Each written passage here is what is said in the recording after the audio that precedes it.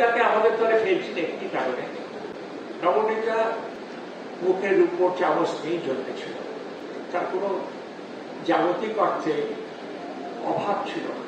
সে ভালো শিক্ষা দীক্ষা পেয়েছে, প্রবল মেধাবী ছাত্রী ছিল। তারপরে সে অমর্ত্য সেনের বউ, বিদেশে অধ্যাপনা করেছে। তার অনেক গুণ, আমাদের থেকে ভয় পদব এগিয়ে থাকা একজন মানুষ। কিন্তু নবনীতার আশ্চর্য ক্ষমতা ছিল, যা কিছু দেখতে তাই ভালো লিখত, ভ্রমণ কাহিনী বিশেষ করে মানুষের কাছে বহুমত। আর একটা বিষয় অনেক হয়তো জানেন না, সে অসম্ভব ভালো রূপকথার গল্প লিখতে পারত। বেশি দেখিনি নবনীতা রূপকথার গল্প, কয়েকটাই লিখেছে, কিন্তু আশ্চর্য রূপকথা। আপনারা দেখছেন আওয়াজ, রোজকারের হক কথা। ফর মোর আপডেটস অ্যাবাউট আওয়াজ, please subscribe our YouTube channel Rajshekhar thali.